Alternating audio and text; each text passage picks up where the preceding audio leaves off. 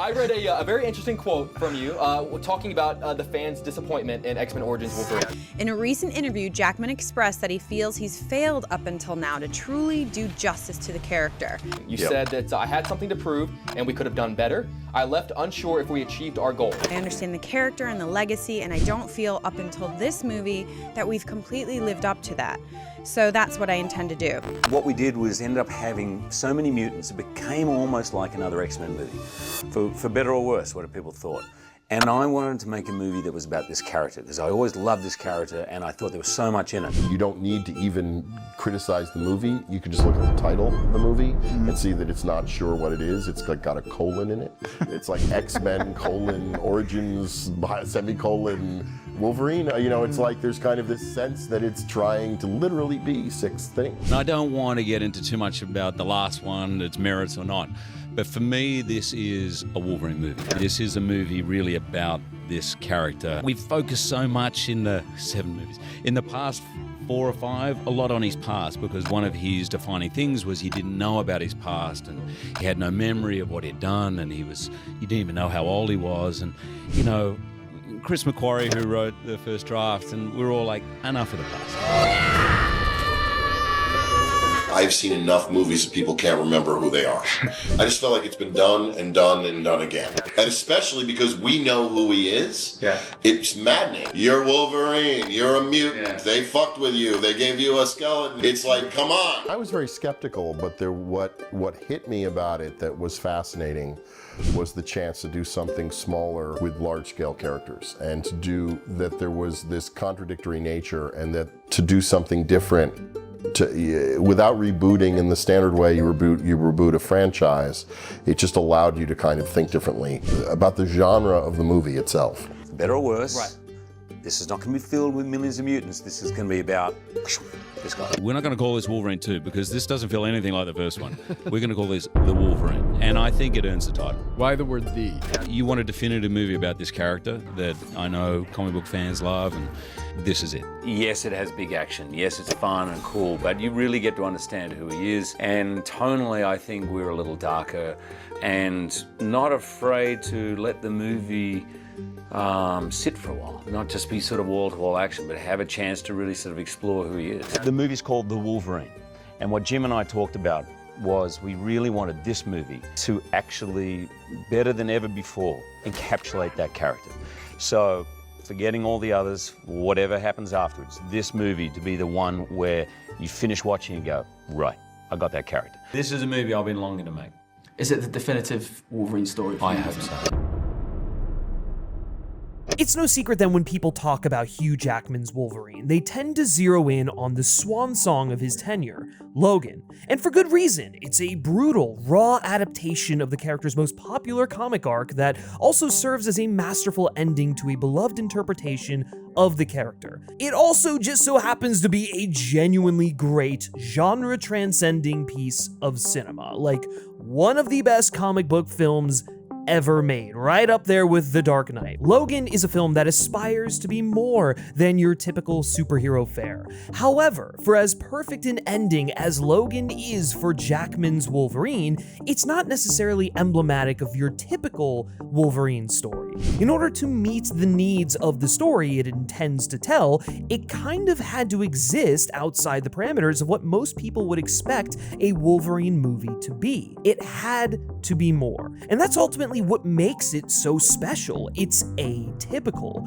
but somewhat paradoxically, it's also what holds it back from feeling like the definitive Wolverine experience. Logan is by far the best Wolverine movie, the best X-Men movie, there's no doubt about it, but it's also the least Wolverine-feeling Wolverine movie, a reflective end-of-life piece that feels totally unlike the kind of story you'd expect to feature the character. However, an underrated aspect of that film's emotional impact is the fact that James Mangold already defined who Wolverine was 5 years prior with The Wolverine. In a way, Logan is one part of a duology, Mangold has constructed these two films to explore the duality of the character. If Logan is The Dark Knight, then the Wolverine is Batman Begins. Not because it's an origin story, but because it's about defining who this protagonist, this character, this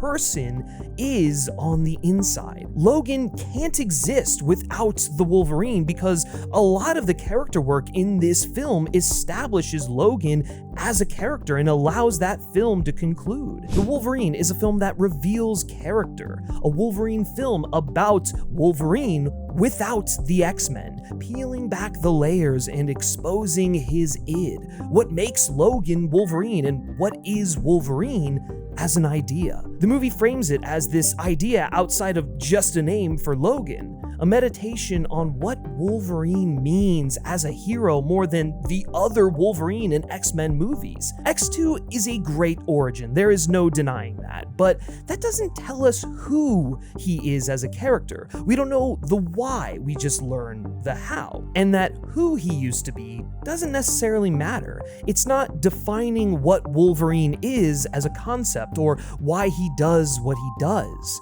The same goes for Origins, which, is a horrible film and also just a horrible rehash of X2 in general. What's brilliant about The Wolverine is that it recognizes that neither of the previous Wolverine origins have revealed much about Wolverine's character beyond the man's surface-level history, the biographical details of his life. So rather than continuing to avoid the controversial events of X-Men 3: The Last Stand the way the previous film had by going back to the character's origins once again, it dives headfirst into them, serving as something of an epilogue to X3 and using the tragedy that befell him at the end of that story as an opportunity to finally look inward. James Mangold and the creative team understood that Logan went through such an emotional and tragic series of events last go around, and regardless of how I or the rest of audiences felt about that film, it was fertile ground to explore a proper solo Wolverine story, building off what's come before, regardless of quality.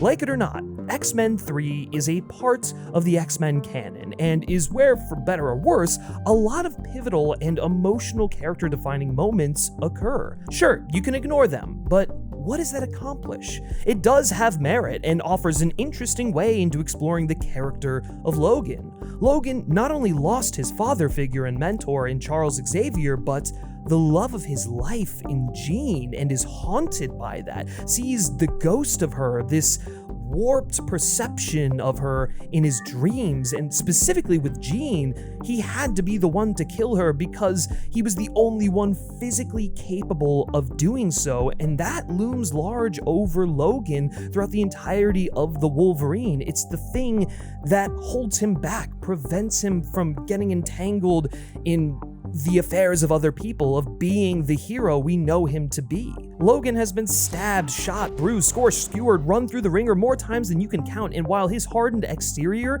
has made him a gruff, stoic figure, the emotional, internal toll that takes on him has reached a tipping point. The nightmares, the sadness, the guilt he feels has consumed him. The only thing he has to fall back on, the only thing he is rage and pain, which is why it's so powerful to see him as basically an animal during the opening minutes of The Wolverine. But while Logan may have regressed to animal status at the beginning of The Wolverine, you don't have to. Clean up that shabby mane, dress like the classy bloke I know you to be, and most importantly, smell damn good doing so with today's sponsor, Scentbird.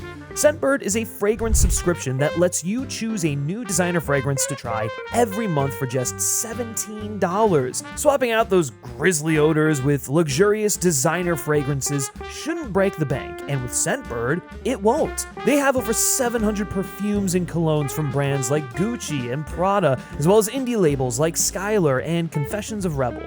Every month, you get to pick what you want to receive, so there are no surprises or luck of the draw type deliveries with your subscription. This month, I received colognes from Tommy Bahama, Curatrix, Versace, and House of Beau, with my favorite of those being the Tommy Bahama Maritime Triumph. I am loving this so much. I have been wearing it almost every day. It is the perfect, fresh, nautical, classic, just male summer scent. It's a limited edition fragrance from Tommy Bahama. It's a vibrant masculine fragrance harnessed by the warmth of the sun and the effervescence of the sea. As they say, it's a scent for the man who appreciates freedom and adventure, emblematic of personal victory. With each fragrance, you'll get a 30-day supply so you can try out scents before committing to a full-size bottle, and you can pause or cancel your subscription at any time, making it a hassle-free experience. So give it a try. Use my coupon code FILM55 to get 55% off your first month at Scentbird. That's just over $7 for your first month for customers in the US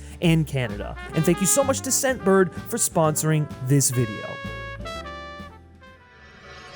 I took what was useful for us. I mean, and I also took advantage, I think, very bluntly, of the change in locale to change the tone a little. Mangold and Company wisely decided to pull from the iconic, character-defining Claremont Miller Samurai arc. This arc not only cemented Wolverine's popularity, but proved his ability to stand on his own in the comics apart from the X-Men. That Wolverine is a story based on a story that is so compelling and rich, and we have talked about this as being one that we had to find a way to tell. There are these two conflicting aspects of his personality. There is the passionate animal, and there is the samurai trying to assert control over that animal. The more we talked, the more he evolved. So we took him from a cliche beginning and began layering on these textures and these elements of character that made him more and more three-dimensional and hopefully interesting. It's one of the more interesting stories. It shows a whole new side of the character you really haven't seen before. Certainly helped cement that story as one of the pivotal moments in Wolverine's life.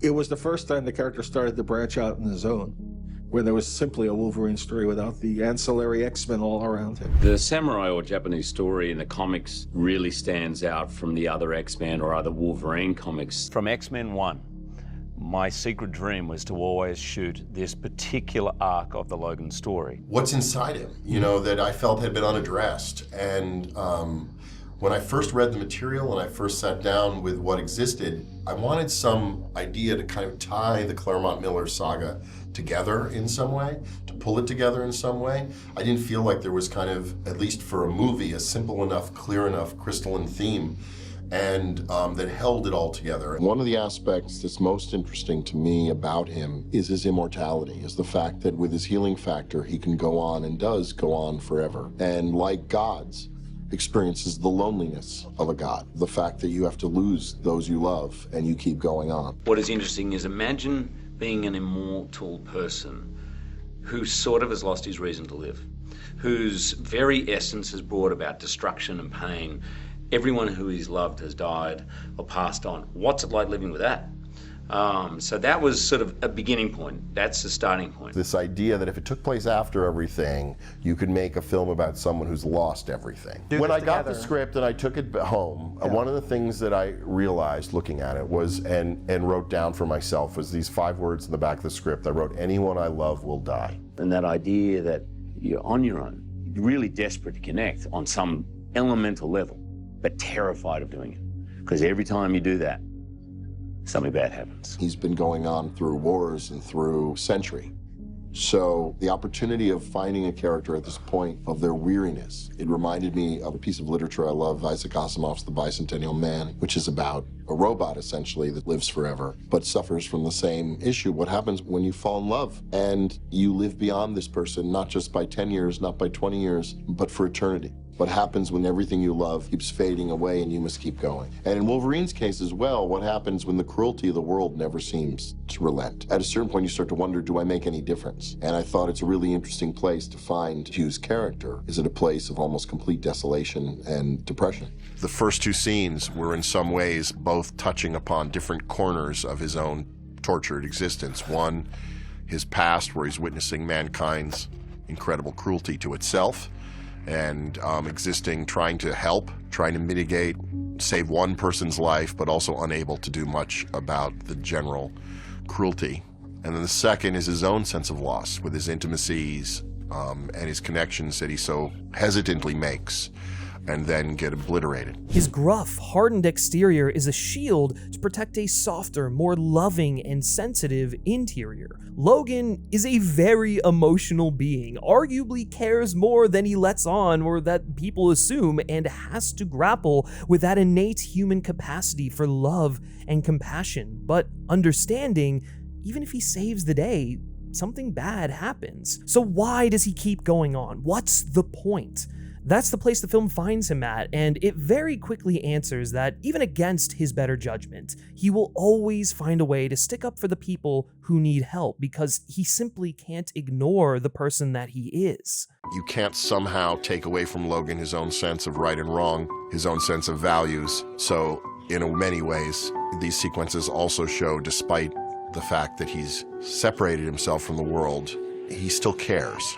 And when he sees idiots, or he sees cruelty, he reacts to it with the same kind of power that he always has. He just is hesitant to take action right now. The great battle, I always thought with Wolverine, is the battle within himself. He's essentially a lost figure, a figure capable of doing anything, but with no mandate, no agenda to do anything at all. A hero without a purpose. He's such a damaged hero, carrying so much hurt, so much pain. So on one side, that makes a very interesting dramatic story, and he's carrying a lot of anger. He has this natural, pre-existing kind of feral quality. One thing I wanted very much, and I think you wanted very much along with me to explore in this movie, was that quality, and how the rage actually empowers him and drives him, and actually is one of his talents. He's this lit fuse, and he's gonna blow. And when's it going to happen? He embodies a certain sort of primal rage that you can just see brimming underneath. And I think other actors might have had a more difficult time playing that. We all know what it's like to go completely ballistic. I think a hard thing to play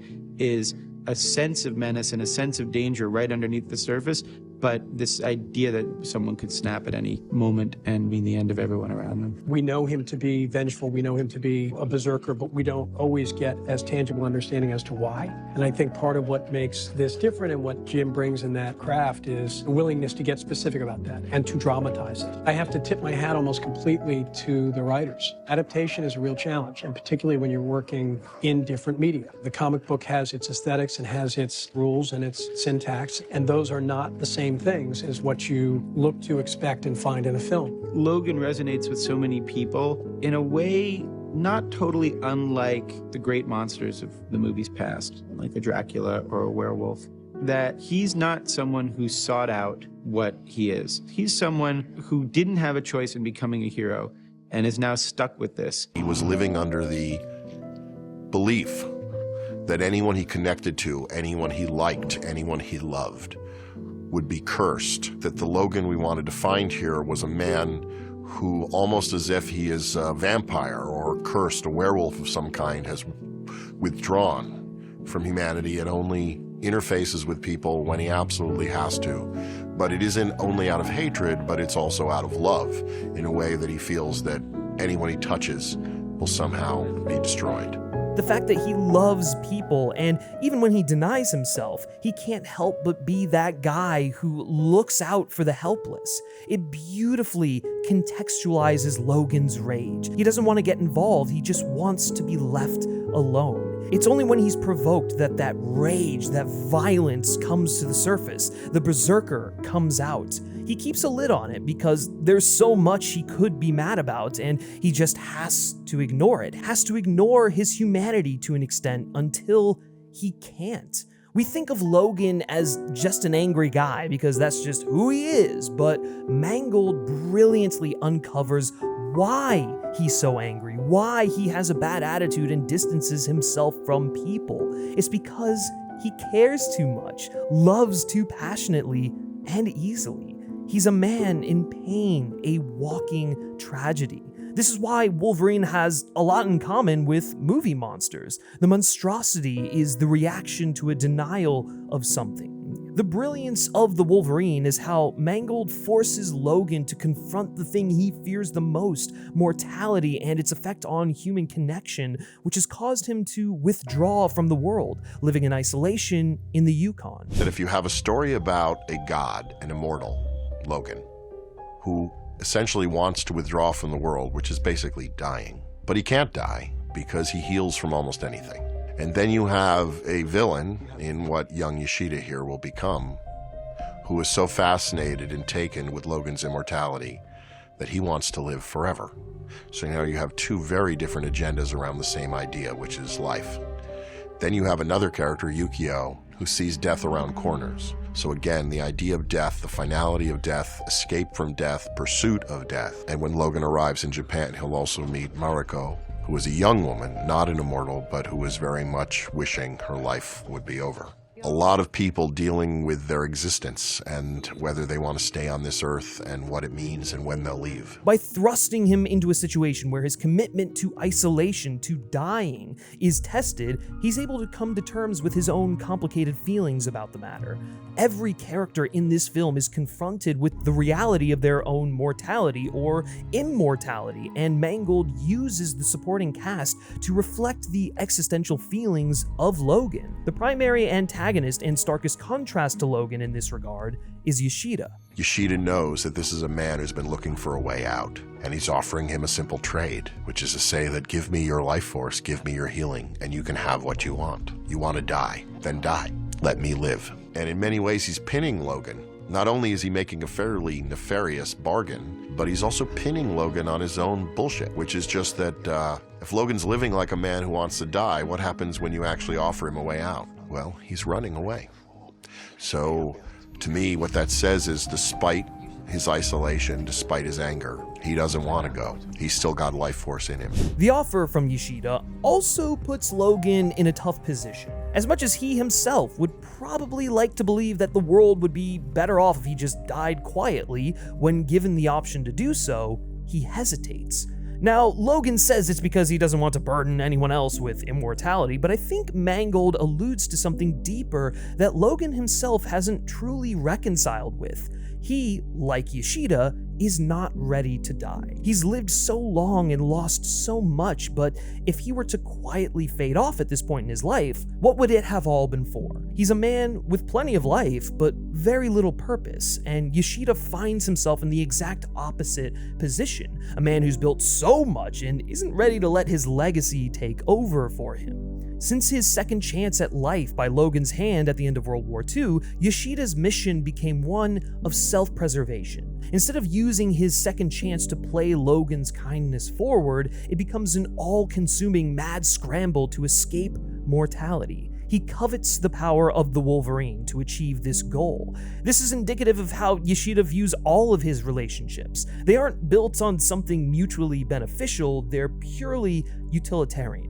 Yashida's relationships, familial, political, friends, are all established for his benefit and ultimately for the benefit of his mission to achieve eternal life. He is the yin to Logan's yang. Logan sees what he can do for other people, denying himself that because he doesn't want to do that anymore. He constantly sees his involvement leading to worse outcomes, death, loss, grief, repeat, thinking it's better that way and not realizing how much good his intervention does. He doesn't protect Yashida at the beginning because he sees him doing good and wants to nurture and protect that. He protects him because it's just instinct. He's acting like an animal, and Yashida sees Logan as a suit of armor he wants to have. Since his experience on the outskirts of Nagasaki, Yashida has spent his life gathering power in one form or the other. He's built a tech empire and formed a curious, to say the least, relationship with mutant kind. Almost a bit like Mr. Sinister in the way that he wants to appropriate everything mutants are for his own benefit. Yashida's tech empire, in the grand scheme of things, seems to have benefited him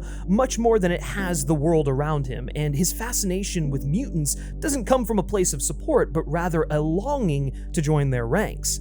His professional pursuits, his fear of death, and his mutant longing lead to the pushing away and isolation of his own son, who, on top of his all-inclusive will, also means to put Mariko, his granddaughter, in danger. For as much as Yashida may preach that his meaning of life is of noble nature, he's done nothing with the life he's had so far to prove that to be true. In Nagasaki, Logan grants him a second chance at life, but perhaps his unintentional lesson that you don't simply need to lay down and die when doom seems unavoidable has also played a part in the ideology that Yashida leads throughout the remainder of his mortal life. One of the ideas we brought to the film was this idea of Wolverine himself as a ronin. I decided to place the film after the kind of demise of the X-Men, the loss of Jean Grey, the loss of the Professor. So he's essentially a lost figure, a figure capable of doing anything, but with no mandate, no agenda to do anything at all. Logan has had plenty of life to live, more than any other person that has ever existed on the planet, but has spent most of it in the service of someone else at the expense of his sense of self.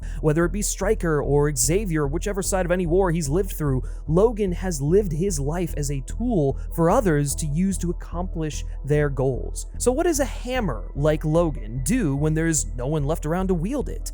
The Wolverine places Logan at such a pivotal point in his life in that he truly has no one to serve. As Yukio tells him repeatedly in her truck, he's a soldier.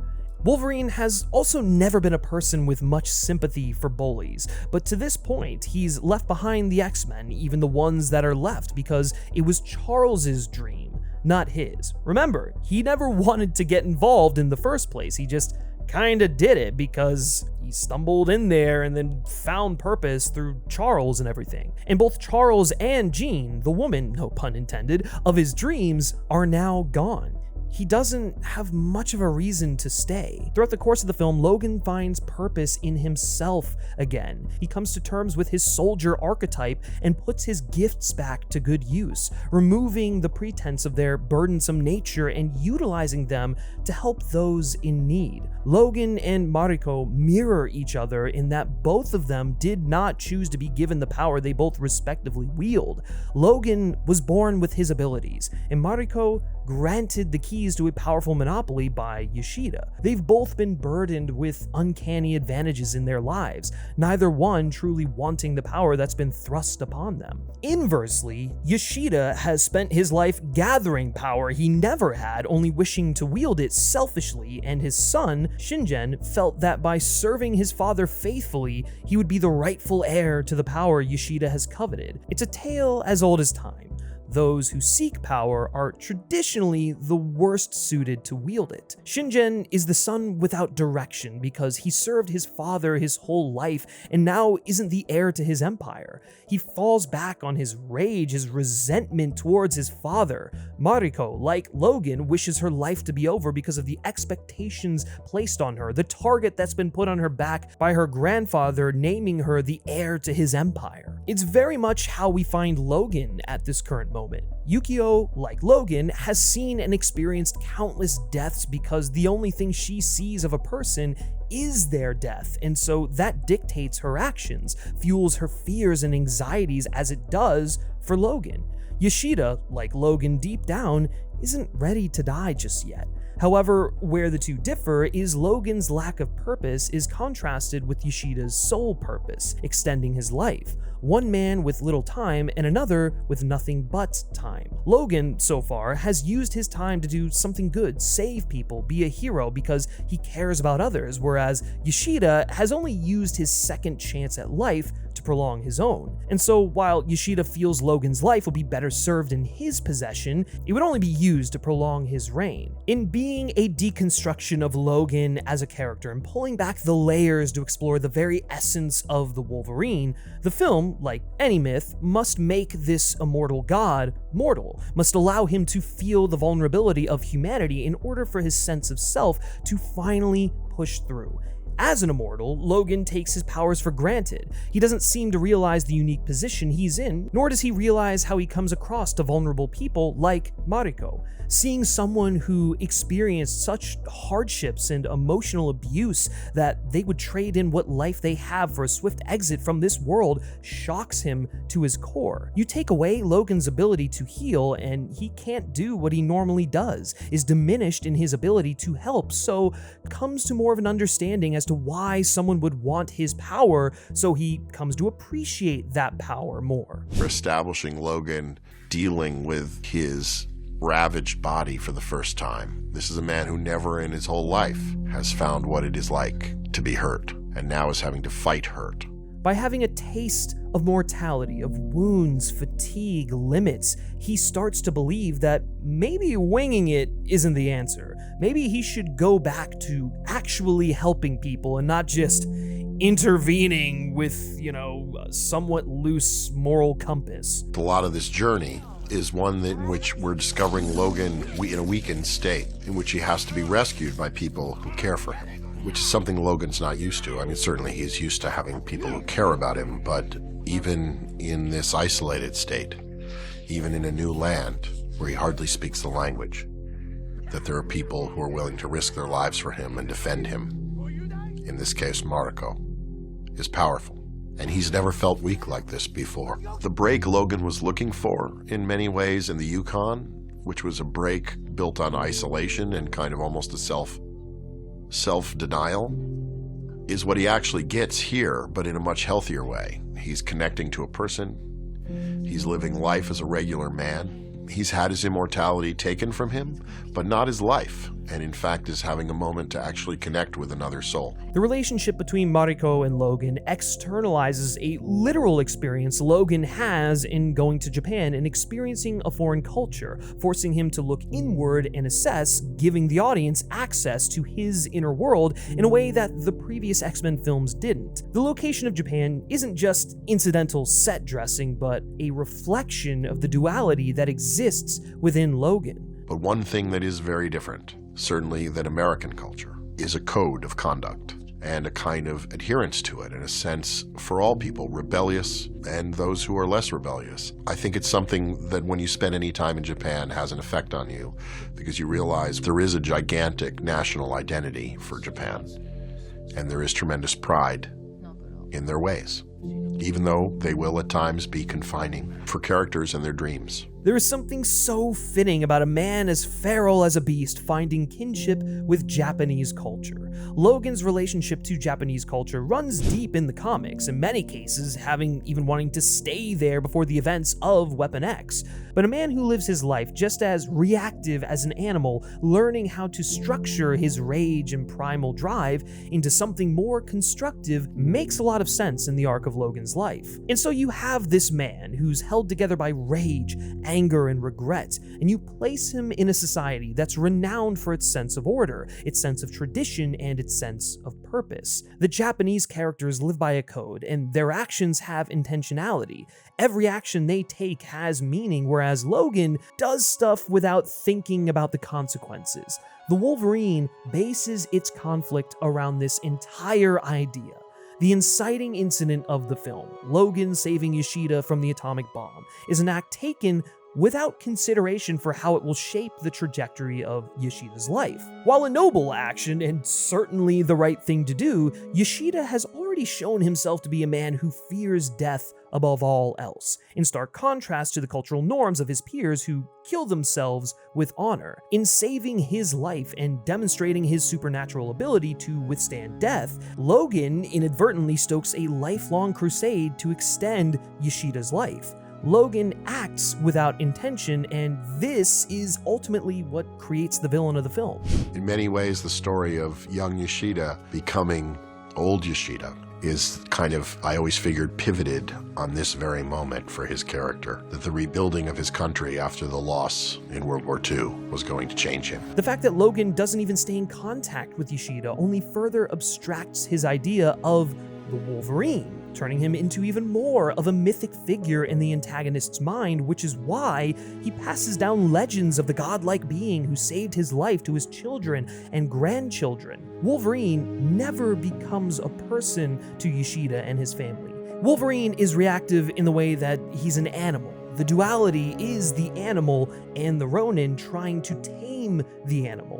One thing that I loved about the connection between Logan's own story and Japanese mythology, samurai films, etc., was this idea of a lone warrior, a purposeless warrior. He's a very big staple of Japanese storytelling and culture. And in many ways, that idea, the warrior, what does the warrior do when the war is over? is a very modern idea and is an idea we still as cultures struggle with when our soldiers come back from war. Men whose entire character has been shaped by fighting. What do they do when the fighting's over? And even in the context of superheroes and comic book heroes and fantastical worlds, these questions are still interesting, even I think more interesting. What does a man who was built to fight from the skeleton out do when he doesn't want to fight anymore? What's so great about the middle section of the film, and something I don't think the movie gets enough credit for, because this middle section is one of my favorite parts of the entire movie, is that it offers Logan a taste of the life he so desperately wants. It's serene, it's simple, he actually feels exhaustion and can take a moment to rest. He's able to connect with someone who has a similar relationship with death as him and find solace in that shared pain and companionship. In this intimate and vulnerable experience with Mariko, he's forced to consider the consequences of his actions because it could kill him. Mariko teaches him that in her culture, everything has meaning, which offers Logan a bit of insight and direction into why he does what he does. Living with purpose. Obviously, because the world is the world and humans have such an innate capacity for cruelty, this simple reprieve is short-lived and he's forced to become the rageful, short-tempered, violent being he used to be. However, instead of going into battle as a violent animal, claws out, slicing up baddies, he now has purpose, a reason to go to battle because of his connection to Mariko.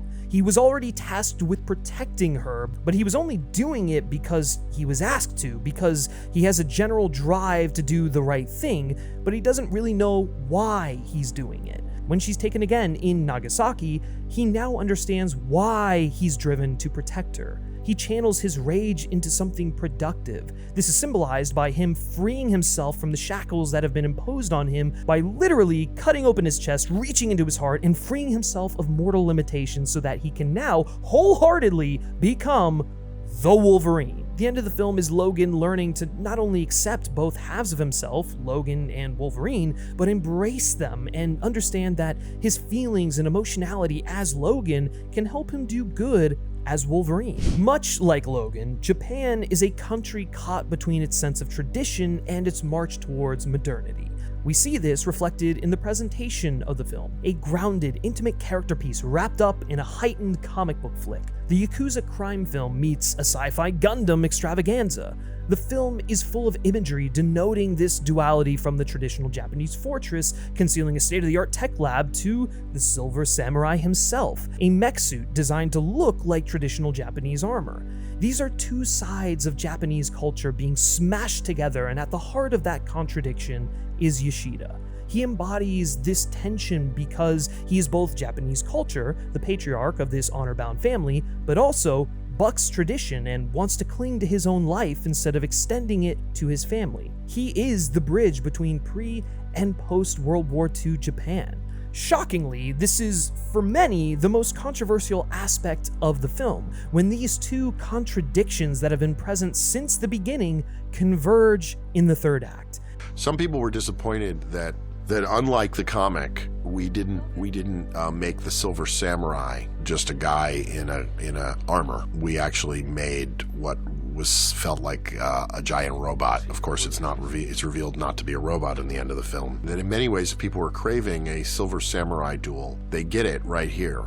It's a very, very interesting and fine line to walk when you're making a film that exists both in the fanciful space of the comic book origins with bigger-than-life objects and technology, such as this giant creature behind Viper, and also the human reality that you're trying to play in the film, as we were in the love scenes. And it's a real tightrope walk, and yet at the same time, I don't think these films ever work as well when they give over totally to kind of a comic book and exaggerated level of action, nor do they work well when you have none of the fanciful nature. But it is a very interesting walk, and one in which we planned very much that we were moving closer and closer and more into this kind of fever dream as the film progressed. The Wolverine doesn't just become a comic book film in the third act, there's an escalation. These elements might not be in the foreground at the beginning, but as Logan learns more about himself and the plot unravels, the film embraces more and more of its comic roots. Like Logan embracing the animal or Japan's marriage of tradition and modernity, The Wolverine, as a film, uses its exploration of its titular hero as a way to bring Hugh Jackman's Wolverine to a more definitive interpretation of the comic book character. A deeply serious character that is tormented yet compelled into acts of heroic service, existing within a heightened fantasy world, and that's what The Wolverine gives us. The Wolverine delivers a Logan who is fully realized as a person without sacrificing the inherent absurdity of the context in which he exists. I wanted it to feel as real, feel like it's in our world. And at the same time, I wanted the kind of fevered imagination of the comics. I didn't want to lose that. As me, the author, watching this happen, I'm giggling like an idiot, because regardless of the words they're speaking, the essence of the characters is on that screen. It doesn't matter that Hugh is 6'3" and Logan isn't.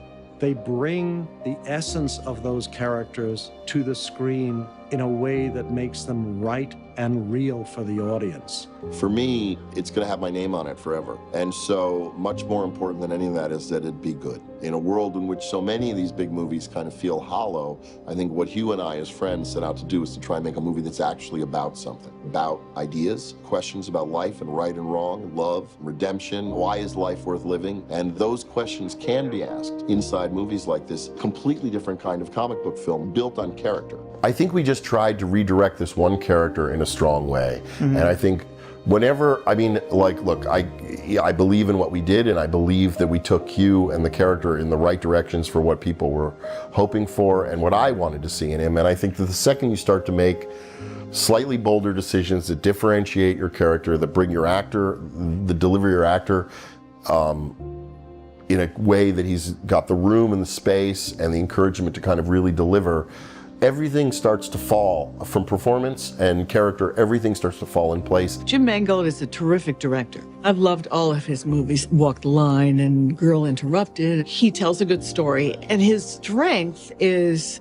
performance. The reason you go see the film is for the incredible stuff that they do with a green screen and flipping people around and twirling them and smashing helicopters into buildings. Every movie needs a special effect of some kind, some reason where you go and you watch and you go, how did they do that? How did that happen? My goal when I make a film is to try to make the special effect, the intimacy between the actors, the sense you have that how could a camera even be present for some of these moments. A lot of times when you're making a film, your sound guy will say, can they talk up a little bit? And very often I'll say, no, they can't. My goal is to create something where it is a miracle, a special effect of our abilities that we could capture this, where it feels like something so intimate and so private that it wasn't, quote, performed for a camera, but it was captured and we were lucky to capture it. And that it was a secret between two characters, and a camera just happened to be there. My goal here was to just allow the themes to be adult, allow the themes to be about death, about eternity, about, our purpose here on Earth, our goals, whether love is worth living for, questions that I don't think are outside the realm of what we read in comics. In fact, the rarity to me in my comic reading as a young man, I was both a DC and a Marvel fan, was that almost it was only once a year that the fate of the Earth was at stake in almost any comic line. It wasn't that every week there was another journey in which the whole world dies if our hero doesn't do this or that. So I felt like, well, wouldn't it be nice to see a film where that isn't the case, where it's not, where thousands won't perish? What Hugh reminds me is that from the very beginning in the X-Men films, the best ones have actually been examples of pushing what a comic book movie is or can talk about in new directions. And I think that is a lineage more worthy of kind of staying consistent than necessarily worrying about whether someone's blades have changed their cut or their shoes are looking different this year. The great journey of this movie is Wolverine finally realizing that reason to be and that reason for who he is exists within himself, not outside. There is no one else. It's not necessarily finding out about his past. It's not Professor Xavier telling him where to go next. It's, in the end, the true power of life is accepting who you are and making the most of that. If it isn't apparent already, I love this film. It is probably my third favorite X-Men movie. I know that's insane, and if you haven't seen the unrated version of this film, I implore you to go watch it. It is a better version of the movie we got. Not that saying that the movie we got was a bad film, but the unrated version really allows Logan to be more of that feral beast. There's an unfiltered quality to it. The Wolverine is a soulful, meditative exercise that stands in stark contrast to the more traditional, loud, bombastic, explosive superhero movie fare. There's action in this movie, don't get me wrong, but it's not wall-to-wall action. It's well-balanced and more interested in Logan as a character and the journey he goes on more than anything. Not only is this a film that forces Logan to rediscover himself during a pivotal time in his life when everyone has left him, but it speaks to the life changes we all go through. The conclusion of one chapter and the beginning of another, and the bridge we must cross to begin that next chapter. These changes we all endure test the limits of our very being, and at times it can be hard to figure out what's next. Who are we on our own? What do we believe in? What are we made of? As uncomfortable and lonely as it is, it's kind of impossible to sort these things out with other people. It's something we all must discover on our own because it ultimately goes on to define who we are. For me, this film came out on the heels of my high school graduation, and anyone who's experienced that changing of the tides knows how turbulent and uncertain that period of time can be. The routine you've become accustomed to is no more. The friends you've known practically your whole life begin to leave you, and though it's less of a finite farewell and more of a see you later than what Logan experiences, there is truth to the fact that these people who've been in your life for as long as they have, who were an integral part of your life, you'll never see the same way you used to ever again. Life will never be the same. And that's a good thing. No one wants to be stuck drifting in a pool of memories forever, but in many ways, that's more or less what the summer before college felt like to me. It was one of the last movies I saw in theaters at a time where I understood the change that was approaching, but I couldn't envision it. I couldn't imagine what my life would be like going forward, or who I even was or would become. I just knew something inevitable was on the horizon. And yet, like Logan, I kind of resisted it at first. I thought that distancing myself and just kind of afraid to move on because inevitably in 4 years' time, I would undergo a similar transition period when I graduate college.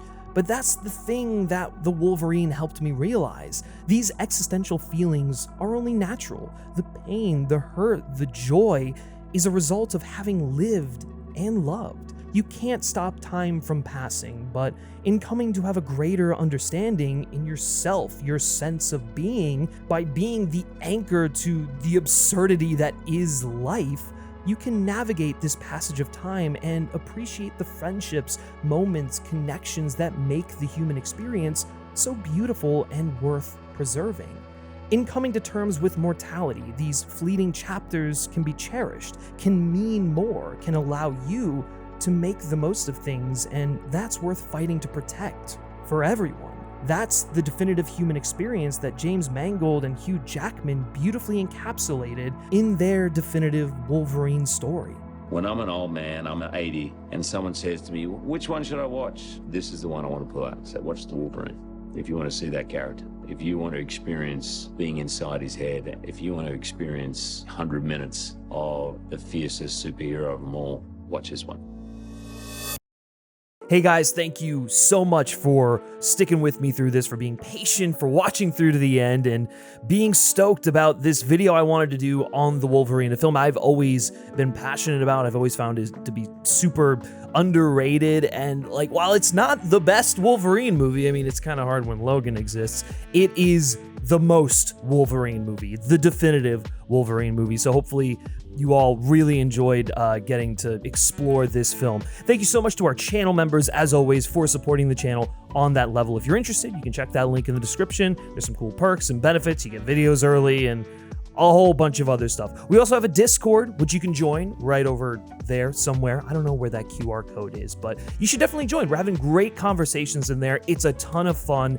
And if you want to be part of another like film loving community with just genuinely good people who have insightful things to say about what they're watching, definitely join there.